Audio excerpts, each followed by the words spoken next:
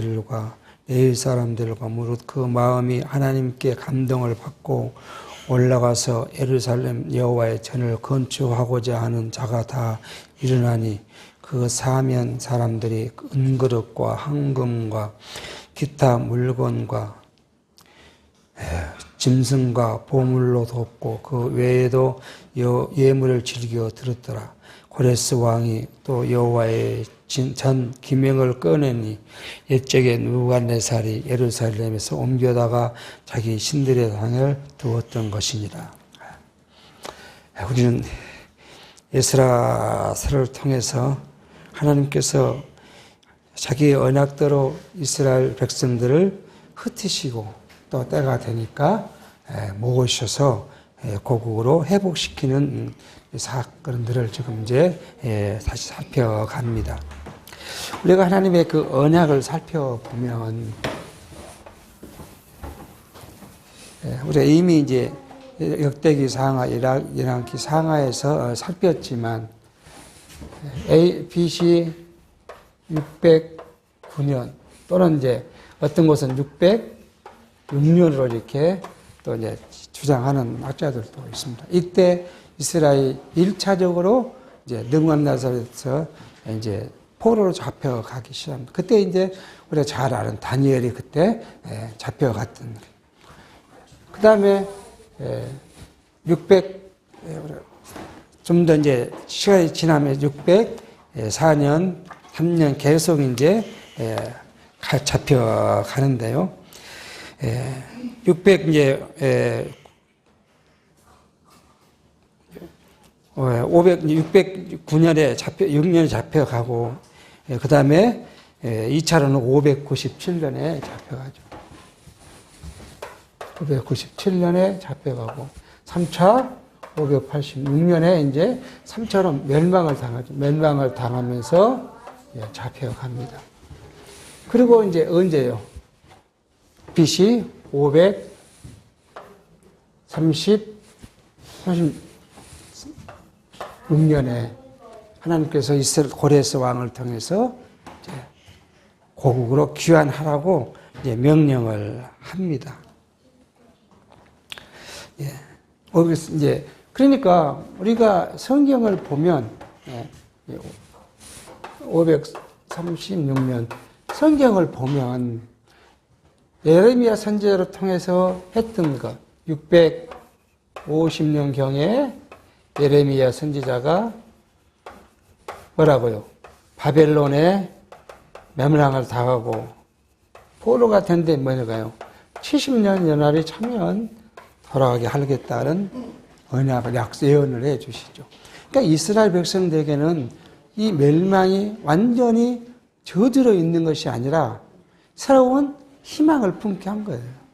이스라엘 백성들은 바벨론 포로로 잡혀가서 돌아온 기약이 없으면 견딜 수가 없잖아요. 근데 하나님께서는 그 백성들에게 70년이 차면 돌아오겠다 한 대로 하나님께 1차 귀환을 시켜요. 그 3차에 걸쳐서 귀환하는데 우리 지금 이 스가랴서는 어디요? BC 440년경. 450년은 역대기 상하를 기록했고 여기 스가랴서를 기록합니다. 그러고 보면 뭐예요 지금요? 이때 돌아온 이스라엘 백성들이 지금 가나안 땅에 살고 있잖아요. 살고 있는데 이 이스라엘 백성들에게 우리는 어떤 민족인가 그거잖아요. 역대기에서 살폈던 거예요. 우리 민족은 어떤 민족인가 하는 것을 이야기를 하고 있는 거예요. 그게 열왕기 상하예요. 우리는 뭐예요? 하나님께서 우리 민족을 아브라함 때부터 우리를 선택하시고 선택대로 하나님이 우리를 가나안 땅으로 옮기시고 우리를 보호하셨는데 우리 조상들이 뭐 했어요? 여호와를 배반하고 섬기지 않으므로 하나님께서 신명기에 약속한 그 약속대로 그죠? 신명기 약속대로 우리를 흩으셨다. 근데 흩으신 것만이 아니라 그 다음에 또 이렇게 예언한 대로 우리를 고국에 돌아오게 하셨으니 우리는 뭐예요? 우리 하나님 그죠? 하나님. 이스라엘 하나님. 그분을 어떻게 해야 돼요? 섬기고 경외하는 일에 우리가 힘쓰고 노력해야 한다. 그걸 지금 이야기를 하고 있는 거예요. 근데 이것을 이제 열왕기상에서 그렇게 쭉 설명을 했으면 이제 돌아와서 우리가 어떻게 이 돌아온 후에 이때부터요. 야, 돌아온 후에 하나님께서는 이스라엘 자손 유다와 베냐민 자손들을 하나님과 어떤 관계를 유지하게 했느냐? 제일 먼저는 뭐예요? 1차는 성전을 다시 중건하도록 했다. 이게 이제 제일 중요한 사건이에요. 성전을 중건했다. 그래서 하나님이 성전에서 구약에 우리 조상들과 약속한 대로 우리를 만나시고 우리를 권면하고 우리를 위하여 당신의 말씀을 베푸신 그것이 지금 바로 그렇게 우리 하나님께서는 우리를 어떻게 해요? 암탉이 자기 병아리를 보호하듯이 우리를 보호하고 계신다. 그걸 이야기를 하고 있는 겁니다. 자, 그런데 이스라엘 백성들은 이렇게 역사적 사실이 있음에도 불구하고 하나님을 잘 섬기지 않아요. 그게 죄악된 속성, 육체를 입은 자들의 속성이에요. 그게. 구약에 여러분, 우리는 하나님이 직접적으로 우리 음성을 들려주시고 우리 앞에 기적을 베푸시면 우리가 그걸 못 믿겠습니까? 목숨을 내놓겠죠. 왜요? 우리를 구원하실 것이 확실해지니까. 그런데도 이스라엘 백성들은 그렇지는 못해요. 그게 오늘 우리의 육체의 모습입니다. 우리가 시때때로 하나님을 기억하고 하나님을 섬기고 경외한다고 하지만 24시간 중에서 23시간, 예를 들어서 23시간은 내 마음대로 그러잖아요. 1시간 하나님을 생각해보고 또 그것도 많죠. 하루에 한 10분? 식사할 때 잠깐 기도하는 거, 아침에 일어나서 잠깐 기도하는 거, 눈 감기 전에 잠자기 전에 잠깐 기도하는 거 말고는 하나님을 기억하고 살지도 않아요. 그런 우리를 하나님이 만약에 그 모습대로 하나님 우리를 징계한다면요. 하나님의 징계를 안 받을 사람이 어디 있겠어요? 그 징계 앞에 살아남을 만한 세상에 사람이 어디 있겠어요? 그럼에도 불구하고 우리를 자기 백성으로 삼으신 하나님께서는 보호하신다. 이걸 우리에게 알게 하시는 구약의 역사가 이걸 알게 하는 거예요. 그러니까 우리는 뭐예요? 하나님 앞에 당당하게 나가는 거예요. 징계하고 때리고 너 저주할 것이라고 그렇게 하신다면 우리가 어떻게 하나님 앞에 나가겠습니까? 차라리 저주를 받을 바에 하나님 안 믿고 그냥 내 마음대로 살다가 저주 받는 게 낫죠.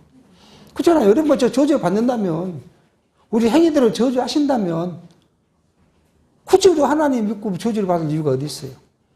그런데 불구하고 하나님 우리를 저주하지 않고 우리를 사랑하시고 그 백성으로 우리를 세워가시고 마지막 우리를 영원한 나라에 그리고 그 나라에서 하나님 우편에 앉아있는 그리스도와 함께 하나님을 찬양하고 살게 하실 것이 우리의 약속이고 언약이고 그리고 그것이 바로 성취될 것이라는 것이 확인되니까 우리가 힘들고 고달픈 인간 삶에 그나마도 신앙마저도 지키려고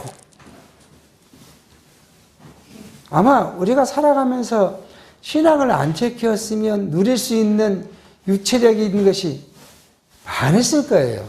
그렇잖아요. 육체의 즐거움이 많았을 거예요. 이게 예를 들어서 저도 젊은 나절에 회사 일하다 보면 저는 회식을 가야 되고 그러면 세상적으로 즐길 것이 많죠. 얼마나 많아요. 즐길 일이.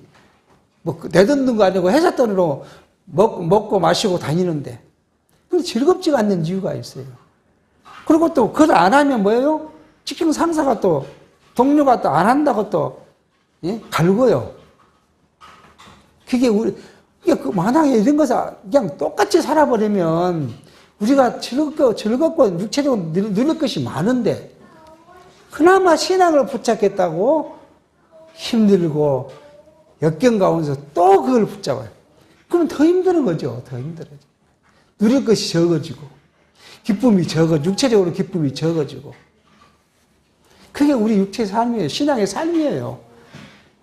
그러니까 어떤 사람들 그래요. 제가 이제 한 2주 전에 올라갔는데, 같은 시간대 꼭 기차를 타는 분이, 여자분이 있어요. 배낭을 무겁게 메고 가는데, 아마 여수에서 타는 것 같아요. 여수 쪽에서. 순천을 안 탔으니까. 근데 내리는 도착지는 같아요. 그러면 딱 나와가지고, 서 있다가, 예수 믿고 천국 갑시다, 그래요. 그 대단한, 용기도 대단해요, 그 여자분이. 그러니까 어떤 남자분이 서 있다가, 비꼬입니다. 어떻게 비꼬냐, 그러면. 올 때 믿지, 오지도 않는데, 지금부터 믿으려고 하냐고. 그게 우리 역경이에요. 신앙을 가지고 있는 사람의 역경이에요. 가족으로부터, 친지로부터, 친구로부터 신앙을 지켜갈 때 우리가 느끼는 여러 가지 공고가 그런 데 있어요. 그렇게 해서 그 여자분이 말하냐면 그 비꼬는 말에 그래도 먼저 믿어야지요. 그러고 이제 내려가요. 이게 지난주는 사람이 없고 그분하고 저하고 그 승무원으로 이제 세 사람이 서 있는데 모르겠어요. 그 비금 때문에 그랬는 것인지 모르지만 아무 말 않고 내리시더라고요. 우리 사양이 그래요. 근데 그게 지금 오늘 여기 말씀 나누는 걸 그 이야기예요.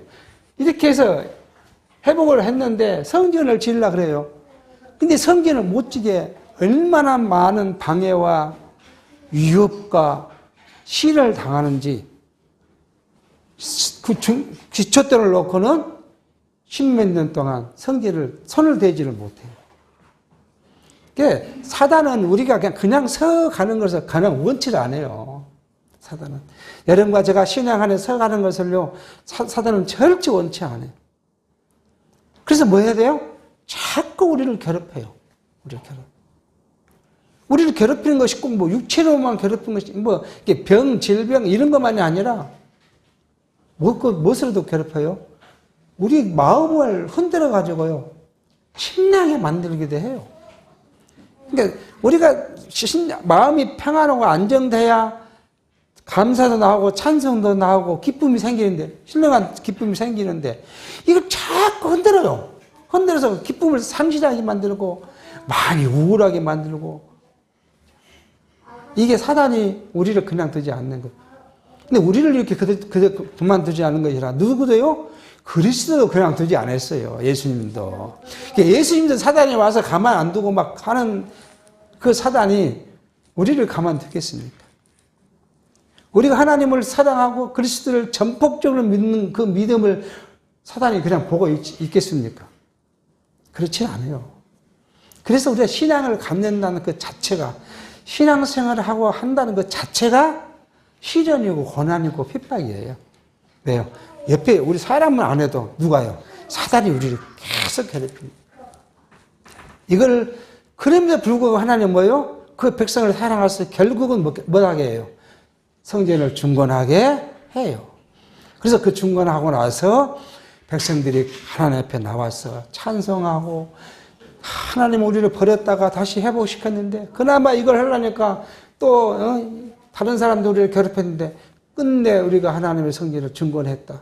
그리고 유월절을 지키고 찬송하고, 이게 하나님의 놀라운 역사고 하나님의 섭리 방식이에요.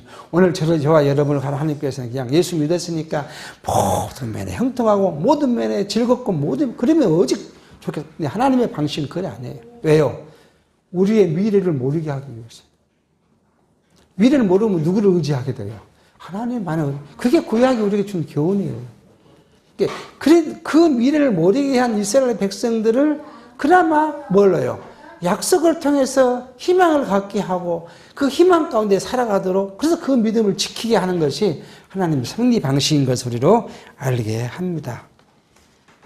그것이 오늘 보면 하나님의 감동으로 그거예요. 하나님의 감동.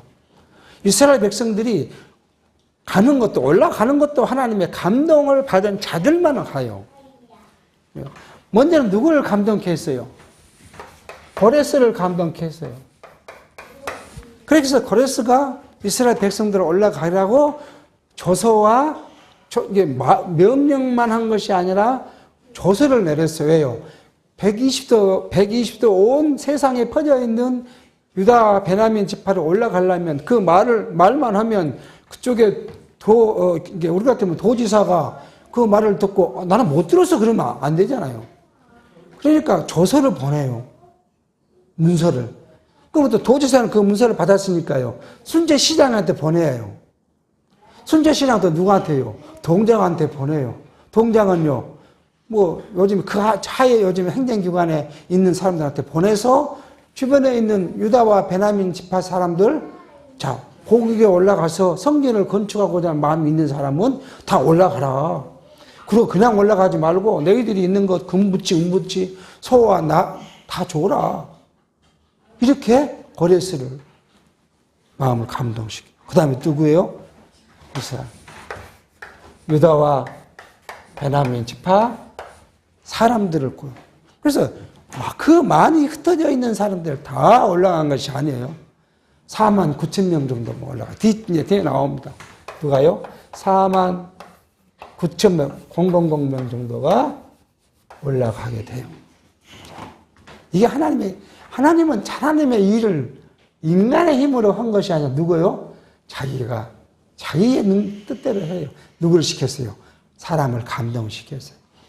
저와 여러분을 하나님 교회에 모이게 하는 것도 우리 마음을 하나님께 감동시키신 것이고, 우리가 작은 일에 봉사하는 것도 하나님께서 감동시키시는 것이고, 모두가 다 하나님의 감동, 내 힘으로 된 건 없어요. 우리가 가끔 착각하신 분들이 많이 있어요. 내 능력, 내 힘으로 뭔가를 했으니까 나를 나타내고자 하는 사람들이 많이 있어요. 하나님의 일은, 교회는 다 하나님의 능력이라, 하나님의 감동으로 되어. 그러니까 누구도 자랑할 것이 없잖아요. 그게 바울이 말한 은사예요. 누구도 자랑할 것이, 내가 한 것이 아니니까. 어떤 일을 맡겼을 때 하나님은 그 일을 감당할 만한 능력도 주시고요. 그래서 예수님께서 제자들에게 보내실 때 뭐라요? 너가 가서 사람 만날 때 내가 무슨 말을 할까? 그거 고민하지 마. 너희 입술에 내가 할 말을 넣어줄 것이야. 그 위로 쭉 한번 올라가면 누가요? 모세가 하나님한테 그러잖아. 나는 말을 잘 못합니다. 그래서 내가 당신이 백성들, 이스라엘 백성들 돼갖고 내가 무슨 말을 할 수 있겠습니까? 하나님 뭐래요? 내가 말 잘하는 너 형 아론이 있지 않느냐. 그러니까 너가 아론에게 말 한마디 하면 그 말을 아론은 뭐예요? 백마디로 잘 풀어서 이야기할 거니까 걱정하지 말고 올라가라. 여러분, 하나님 우리에게 주신 직분, 하나님 그 일들을 감당하는데 두려워할 필요가 없어요. 하나님께서 우리를 감당할 만한 능력도 힘도 주시고 여건도 주셔요. 그것이 뭐 우리가 교회 안에서 갖는 직분만이 아니에요. 우리가 하나님 자녀로 살아가는 데부터 시작해요. 그게 내가 어떻게 하나님을 믿고 걱정할 필요. 하나님 믿고 살아갈 만한 능력도 힘도 여건도 우리에게 주시고, 어느 날은 나를 고난 중에 몰아넣어서 하나님을 더 은혜를 깨닫게 하기도 하고, 어떤 때 나를 기쁨의 자리에 올려놔서 하나님을 더욱 찬송하기도 하지만, 모두 하나님이 나로 하여금 하나님을 섬기게 하신다는 사실을 알게 합니다. 자, 그렇게 하면서 보십시오. 이제 하나님께서는 그냥 놔둔 거 아니고 또 두 번째는 뭘 합니까? 자, 성전에 기명을 가지고 올라가도록 합니다. 이건 누가요? 느부갓네살이 가져왔던 것을 고레스가 가져가라고 명령을 합니다. 근데 우리는 느부갓네살이 예루살렘에서 성전에 있는 모든 하나님의 기명들을 가지고 왔는 이것을 해석하는 역사학자들의 해석이 분분해요. 그 중에 대표적인 것이 뭐냐 하면, 느부갓네살이 여호와 전에 있었던 그 문 보화, 그릇들이 그 문 보화잖아요. 이것이 욕심이 났다. 그걸 근거로 뭘 이야기해요? 그 시세야 왕 때 아파 누웠다 그러니까 바벨론, 바벨론의 사자가 와서 다 보여줬더니, 그걸 기명이 들어서 가져갔다. 그렇게 이야기를 하고. 근데 우리는 다시 돌이켜보면, 하나님의 섭리예요, 하나님. 하나님의 절대 섭니다. 이게 우리가 이걸 깨달은, 왜요? 그 기명을 많이 안 가져오고 예루살렘에 놔뒀으면 예루살렘이 황폐해져 버리니까 이 사람도 가져가고 저 사람도 가져가고, 우리 땅에 뭐 있어요? 보물이 있잖아요. 옛날부터 있던 왕터에 가면은 이 많은 보물이 있잖아요. 그걸 빼다가 팔잖아요. 요즘에 그 이북 사람들 그거 패가 빠갖고 중국에 팔다 그러잖아요. 그랬을 거 아니에요. 싹 가져가 버렸을 거 아니에요. 뭐 지킨 사람도 없고, 뭐 내 거를 주장하는 사람도 없고, 와서 가져가면 그만이잖아요. 근데 하나님 뭐예요? 모든 걸 다 엄청 가져다가 그 성전에 딱 전해놨습니다. 그러면서 이제 그것을 주장하는 사람들의 의견은 뭐냐면, 만약에 이 느부갓네살에 욕심이 있었으면 그 금, 은 그릇을 녹여서 자기의 좋은 것으로 만들었을 것인데, 그렇지 않고 그대로 자기 성전 돈 두게 했다. 뭐 두게 한 것은 하나님 것을 보호하려는 목적이 아니죠. 당시에 사람들은 적국에 침해해서 그들이 섬기는 이 제단에 있는 것들을 가져오면 자기 제단에 넣는 것은 자기 신이 너네 신보다 강하다는 걸 보여주기 위해서 갖다 놓는다는 거예요. 간섭적으로. 어쨌든 그렇게 섭리하셔놓고 마지막에는 뭐예요? 그대로 가지고 가도록 섭리하시는 것을 볼 수 있습니다. 포면적인 것은 느부갓네살이 여러 가지를 볼 수 있지만, 우리 그 중심에는 뭐예요? 하나님의 자기 성전을 중건하고 제사를 회복시키기 위해서는 뭐예요? 성전에 쓸 기명을 옮겼다가 다시 때가 되니까 옮겨가는 역사를 하고 계심을 우리로 하여금 알게 하십니다. 8절입니다. 바사왕 고레스가 호직이 미드르닷을 명하여 그 그릇을 꺼내어 계수하여 유다 목백 세스바살에게 붙이니, 그 수요는 금반이 30이요 은반이 1천이요 칼이 29요 근대제비 30이요 그보다 차한 은대제비 400열이요 기타 기명이 1천이니 은 기명의 도합이 5,400이라. 사로잡힌 자를 바벨론에서 예루살렘으로 데리고 올 때에 세스바살이 그 기명들을 다 가지고 왔더라.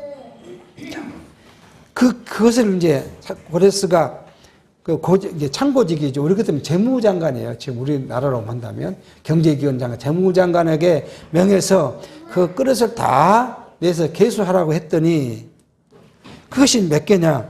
금수요가 금반이 30이요, 은반이 7천이요, 칼이 29요, 금대접이 30이요. 그 차안, 이렇게 금대접보다 아래 떨어진 은대접이 400열이요. 기타 규명이 1천이니, 금은 규명의 도합이 5,400이더라. 5,400가지가 있다고 지금 이야기를 합니다. 여기 목백은 지도자, 총독, 이런 사를 이야기합니다. 그러니까 여기 이제 세스바살이라는 대한 논쟁이 좀 있기는 합니다. 이 세스바살을 이야기할 때 우리 성경 강론집에서는 느부갓네살이 바벨론으로 잡혀간 유다 왕 요아긴의 아들을 있을 가능성이 크다, 그렇게 이야기하는데, 역대상 3장 18절을 보면 그 족보를 보면 그렇게 되어 있죠. 시드기야의 아들들 가운데 세스바살의 변형적인 이름인 세낫살이라고 하는 것이 불러져 있어요. 그래서 이제 세스바살이 요아긴의 아들일 것이라 그런 이야기도 있지만, 또 다른 견해는 이 스룹바벨, 총독으로 올라온 스룹바벨의 이름이 세스바살이지 않겠느냐 하는 견해도 있긴 합니다. 그런데 그게 이제 우리가 성경의 학자는, 대부분 학자들은 이 세스바살을 스룹바벨로 보는 견해가 있죠. 이 스룹바벨은 누구냐 그러면 요아긴의 조카예요. 그러니까 왕가예요. 그래서 이 스룹바벨이 이걸 받아가지고 이제 올라왔다, 그렇게 이야기합니다. 자, 여기서 이제 9절 10절에서는 도합이 2,499개인데 11절에는 5,400개라고 그렇게 이제 표시되어 있어서 개수의 차이를 본서 알게 합니다. 또 우리 다른 성경에서는 이 기명이 2,499개이고 기명이 5,400개라고 하는 에스라 외경에는 5,469개라고 합니다. 그러니까 여기서 말한 것은 모든 것을 총 합친 것은 5,400개, 5,469개겠지만 중요하게 여긴 기명은 이게 세바살이 재무장관에게 사인하고 가져간 개수는 중요한 것은 2,400개, 전체는 5,400개라고 그렇게 해석하는 것이 바를 것 같습니다. 그렇게 해서 이 성전의 기명들을 다 올라가게 했다. 이러한 것들은 이미 여호와께서 이사야 선지자를 통해서 농사들의 포로도 빼앗을 것이요 강포자에 빼앗는 것도 건져낼 것이라고 이사야 49장 25절을 예언하신 말씀을 이루어 가셨다. 그러니까 우리가 처음 1장에 말씀할 때 뭐라고 했어요? 예레미야의 말을 응하게 하시려고 하나님께서 고레스를 감정시켰다. 그렇게 이제 우리가 말씀합니다. 그러므로 이제 우리가 생각하는 건 뭐예요? 하나님의 성전. 이게 다 뭐예요? 성전. 성전 중군이죠. 하나님의 나라는 가장 중요한 것이 어디예요? 성전입니다. 하나님의 나라의 핵심. 이게 성전이에요. 그러니까 이스라엘 백성에게 성전이 없다는 것은 이스라엘 백성이 누구가 아니라는 거예요? 하나님의 백성이 아니라는 거예요. 그러니까 하나님께서 제일 먼저 허락하신 건 뭐예요? 성전을 중건케 하신 거예요. 그러니까 이 성전이 뭐예요? 하나님의 나라의 존속의 근거고요. 성전을 회복시켜, 에스라가요, 제사함으로써 백성의 죄를 용서시켰어요. 사유이죠. 그러고 나니까 그 다음에 하는 일이 뭐냐 하면 성곽을 쌓게 해요. 성전을 세워놓고 성곽을. 우리가 생각하면 뭐부터 해야 돼요? 성곽을 쌓아야 저로부터 침입을 방지할 수 있잖아요. 그리고 성전을 지어야 되는데 하나님은 뭐부터 해요? 성전부터 지키고 성전이 완공되면 그 다음에 성곽을 쌓도록 하십니다. 하나님께서는 저와 여러분에게 시편 23편을 통해서 약속을 합니다. 어떻게 해요? 우리는 하나님은 우리의 목자시고 선한 목자시고 그리고 우리가 세상에 나가서 어렵고 힘들게 살더라도 우리를 인도해 갈 것이라고. 하나님은 우리 선한 목자시고 우리는 그의 어린 양이죠. 그러니까 우리가 하나님의 음성을 듣고 그 음성대로 따라가면 우리에게는 평안함이 있어요. 근데 꼭 누가 와서요? 이리가 와서 그 목자 양에게 거짓으로 자기 목자의 소리를 내죠. 그리고 그 목장들이 목 주인을 음성을 못 헤아리고 가면 누구에게 잡혀먹어요? 이리에게 잡혀먹고 말아. 그러니까 우리가 하나님의 음성을 바르게 이해하고 들으려면 뭐가 필요하겠어요? 하나님을 가까이 하고 하나님이 주신 말씀을 가까이 하고 그것밖에 방법이 없어요. 우리 능력은 안 되니까. 사람의 능력은 안 되니까. 그래서 우리는 성전 대신 누가요? 이제 우리 신학생들은 누구요? 성전 대신 누구요? 그리스도가 중심입니다. 그러니까 오늘 여러분이 모인 여기가 뭐예요? 그리스도가 중심이므로 성전이 되어지는 거예요.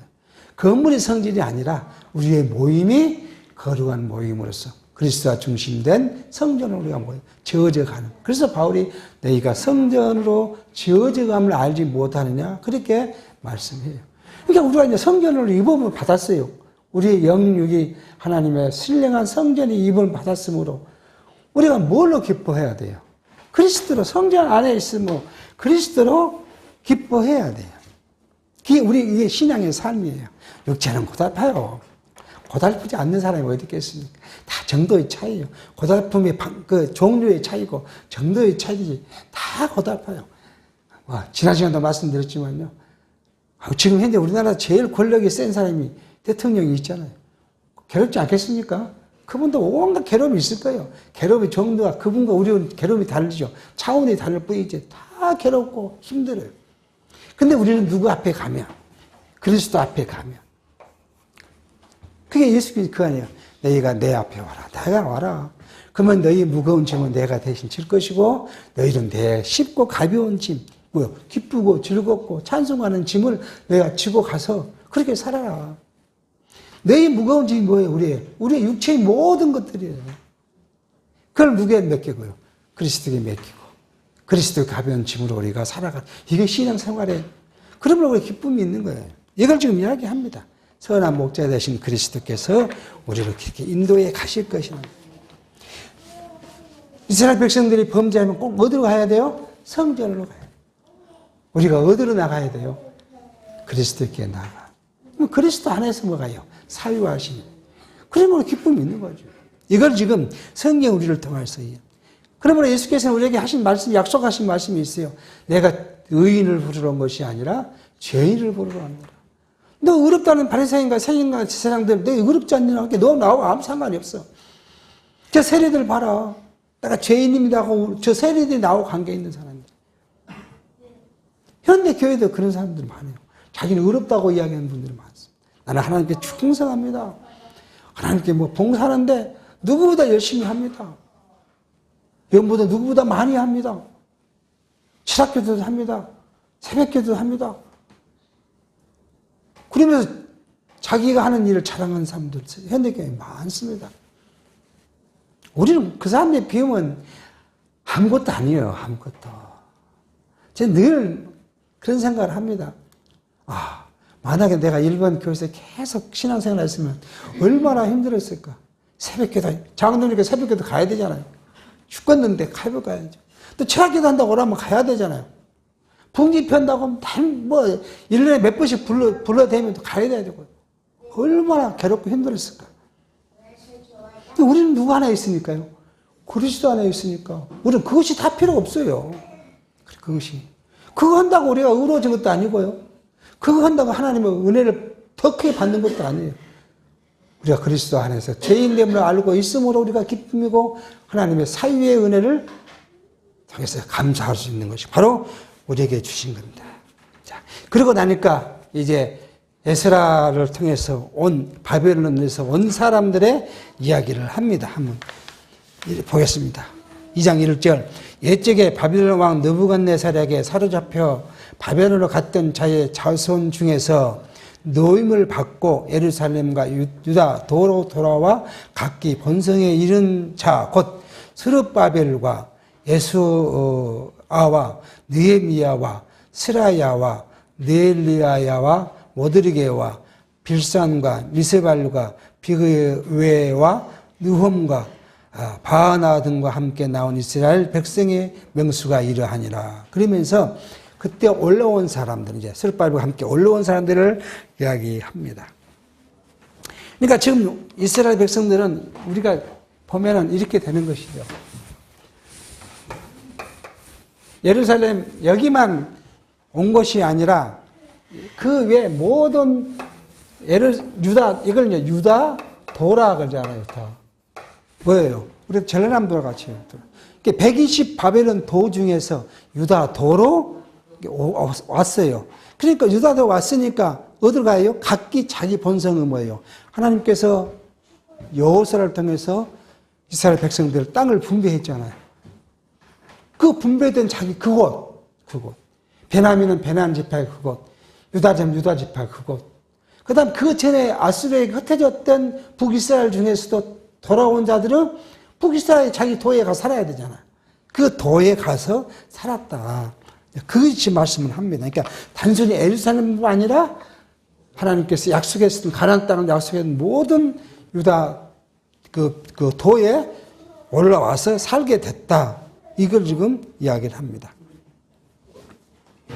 그러니까 이 2장 1절의 말씀은 북이스라엘 및 남유다와 연관된 옛날부터 아람, 아수르, 바벨로니아, 바샤, 페르시아에 관계된 성경의 기록들이 뭐라고요? 사실이라는 거예요, 사실. 사실대로 지금 역사대로, 그러니까 이것들이, 이런 역사가 어디서 나와요? 고대 문헌에서 토기를 하고 비석에서 이런 기록되어 있는 대로 지금 우리가 고대학자들이 연구해서 내놓은 논문이잖아요. 그것이 성경과 일치한다는 거예요. 두 번째는 하나님 여호와께서 나단 선지자로 하여금 다윗과 언약하신 그 언약, 사무엘하 7장 18절 내 집과 내 나라가 내 앞에서 영원히 보존되고 내 위가 영원히 경고하리라고 언약하신 그 언약의 성취가 곧 언제요? 그리스도 실로 오실 때까지 된 사실이라는 것을 알게 합니다. 그러니까 이 역사서가 단순히 그 이스라엘 역사를 이야기한 것이 아니라 세계 역사 가운데 사실적인 것이라는 것을 우리에게 알게 합니다. 그러므로서 이제 이 이스라엘 백성들은 이제 1차, 2차, 3차로 모집을 끌고 오게 되는데 이제 3절부터는 이제 각 지파, 각 성에 올라온 사람들의 수를 이제 나열할 것입니다. 이 수가 이제 쭉 길게 읽어져야 되니까 말씀을 오늘 여기까지 하고 마치도록 하겠습니다.